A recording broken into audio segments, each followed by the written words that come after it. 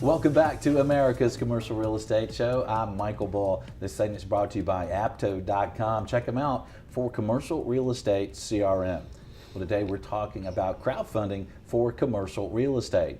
My guest is Gene Trowbridge. He's a lawyer with Trowbridge Sidoti, and he's here in Studio One. Gene, thanks again for being with us.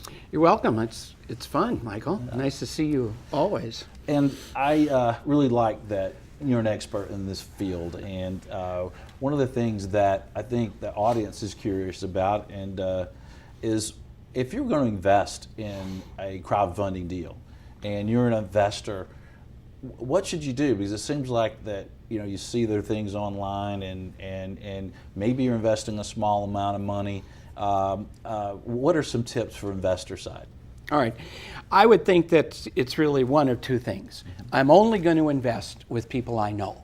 That could be one of the safer ways of doing it. However, that probably means you're going to be doing smaller offerings. Okay, maybe going to people you don't know who are big enough to advertise, who have a longer track record, bigger management experience. That might be the safest way. I don't know. The investor has to. Yeah, and maybe the investor doesn't belong to a country club or whatever. Right. Maybe he doesn't know any sponsors, so he's kind of left online.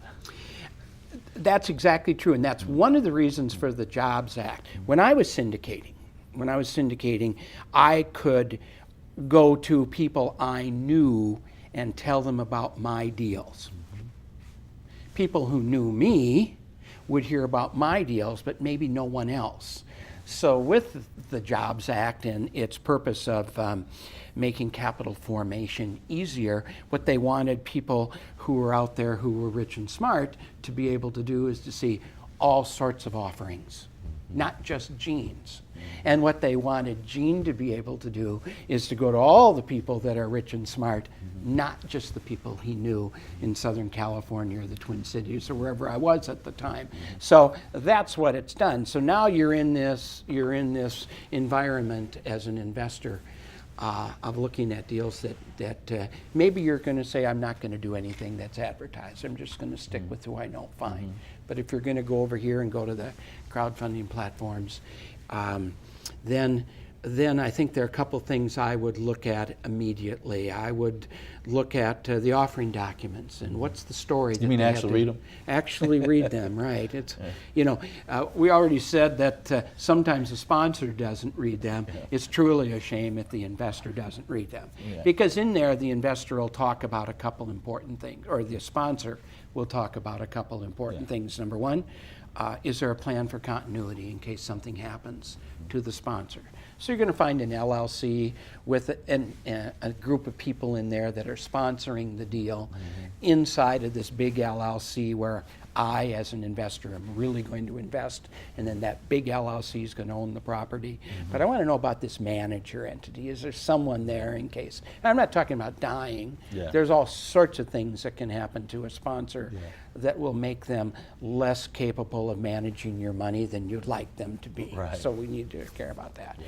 Then the offering documents would talk about the sponsor's track record. Yeah, you want to know who they are. Yeah, right? Have they done this before? Yeah. And when I started, someone asked me that question, have you done it before? I said, no. Yeah. But here's what I am. I'm a CCIM and a commercial broker. I've done X million dollars of deals. I own my own properties. You've got to have some story. Right. Then you've got to, as a sponsor, you've got to get your first deal done. Right. So then you can say, hell yes, I do this all the time. You know.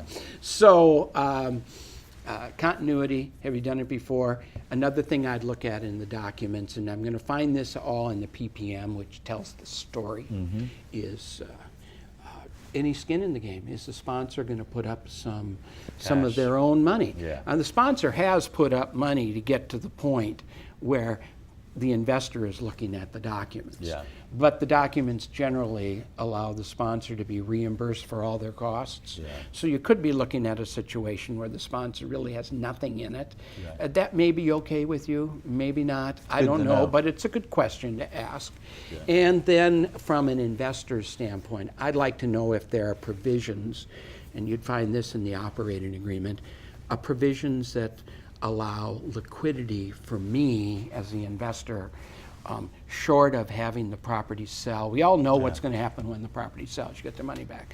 But what happens if some life event comes up in the meantime and I need to figure out how to get my money back? I think you should look at that. And what's the communication plan? The PPM should tell the investor how the sponsor is going to communicate with them. Right, and I guess you also, this may be common sense, but you kind of want to know what is the exit strategy with this property, right? What is kind of the plan that's going to happen with it, and when is the kind of the expected exit, right? Right. We when we write the documents, we ask our sponsor for an anticipated holding period, and generally that's expressed as a range, 3 to 7 years, 5 to 10.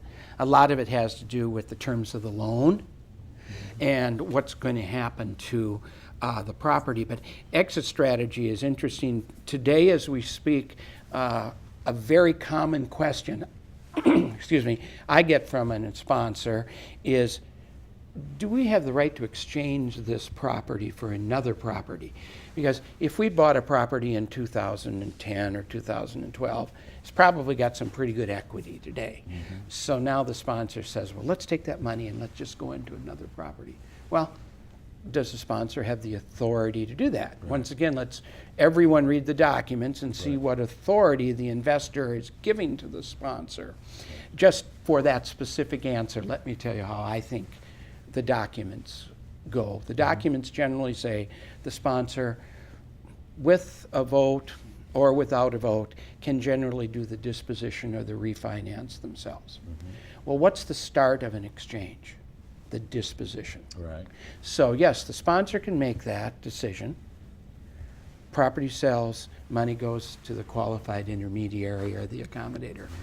From that point on, it's a new investment decision for the investor. Yeah, I like that. The sponsor it's not a bank. Right. The sponsor doesn't have the right to take the investor's money and go into this new property over here. That's actually a new offering, new PPM, new discussion, and at that time, the investor has the right to take their money and go somewhere else or stay with the program, stay with the sponsor. Yeah, I like that idea of the way to set up that PPM and that operating agreement. But it's up to the investor to kind of, hey, look at it really and see what it says. Absolutely. Right? Absolutely. And then another thing I guess to think about if you're an investor is kind of the property level performance, like you would if you were buying the property, what is it competing with in the marketplace? What's the barrier to entry? What is are the rents market or below market or above market? And it's kind of interesting to see that we deal with very sophisticated investors at our shop at Bull Realty, but you think about online, maybe I've seen some people gambling online. Absolutely. And they might be gambling $25,000-$50,000 and they're just gambling.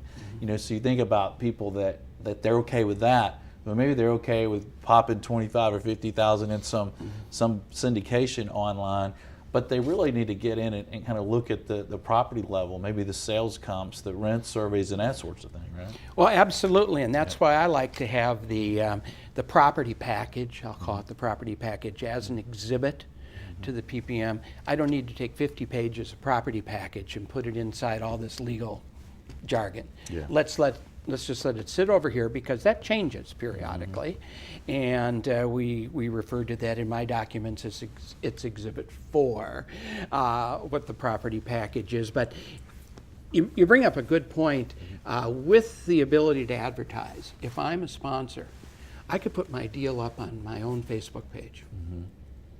No one's vetting that deal. Now I'm going to go over here to the crowdfunding platforms we all know about. they don't vet the deal per se. They're not doing the due diligence to guarantee the investor or anything, but they do have standards. Right. And before you get your property on their platform, they're going to look at all the things you just talked about and your track record, and some sponsors don't belong on their platform. So I guess as an investor, I'm thinking, okay, if this isn't on one of these platforms that does some vetting, but it's on Gene's own Facebook page, if I don't know Gene, am I concerned? Should I be concerned? Yeah. Get on the phone and call Gene and get the information. Yeah, check him out. I think that Right. you're right. I think the sponsor's a big deal, and their track record and who they are. And there's a lot to learn if you're a sponsor or you're an investor. And Gene, you're a CCIM instructor. You have your website, crowdfundinglawyers.net. And you also have some webinars and a book. Tell our audience about that. Okay, well, I have a book called It's a Whole New Business.